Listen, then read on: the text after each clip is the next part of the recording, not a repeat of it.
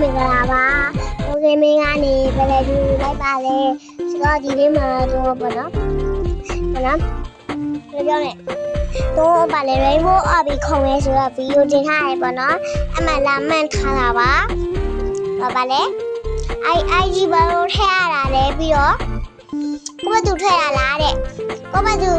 IG ကတော့ကိုမတူထည့်ရတာပါโอเคနောက်တစ်ယောက်ကကြာတော့ပေါ့နော်အဲ့လိုမျိုးဘယ်လိုလုပ်ရတာလဲလုပ်ရပါလားဆိုလို့ပေါ့နော်ဆိုတော့ဒီနေ့မှာတော့လုပ်ပြမှာပဲဖြစ်ပါတယ်အတူတူလိုက်ရေးပေးကြပါဦးအရင်ကတော့ line ရှိဖို့လိုတယ်ပေါ့နော်ပြီးရင်အကောင့်ရှိဖို့လိုပါတယ်တို့မှာအကောင့်ရှိပြီးသားမို့လို့ပေါ့နော်တို့ပြန်ဖြတ်လိုက်ပါဦးပဲဒီကအခုတော့ပေါ့နော်အကောင့်ရဖြစ်ပြီးတော့ပါပြီအရင်တော့တွန်းပြမယ်ပေါ့နော်ဒီမီနူရဲ့ဝင်ရမှာမှာပြီးရင်တော့ဒီ product တဲ့ဝင်ရမှာပေါ့နော်ဒီချပြမယ်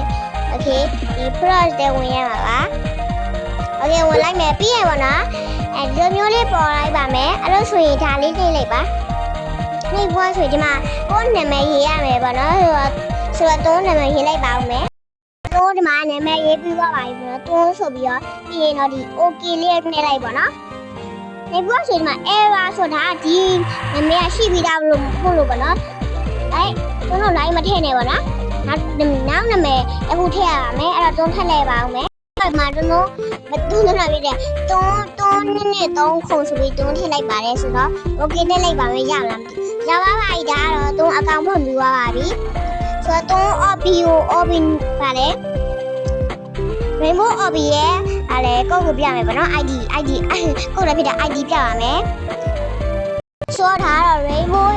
Rainbow Orbi ရဲ့ ID ပါဆိုတော့တွန်းလုပ်ကြည့်မယ်Okay ဆိုဒါရသွားပြီပေါ့နော်အဲ့ဆိုဒီ download ဆိုတဲ့ခလုံးလေးလိုက်ပါ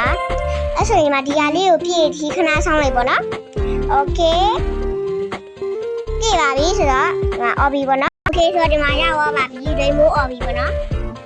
ဖြည့်ပေးလိုက်ပါပြီဆိုတော့ဒီနေ့ဗီဒီယိုလေးကိုကြိုက်နေကြရင် like and subscribe လုပ်ခဲ့ပါဆိုတော့အားလုံးပဲ bye bye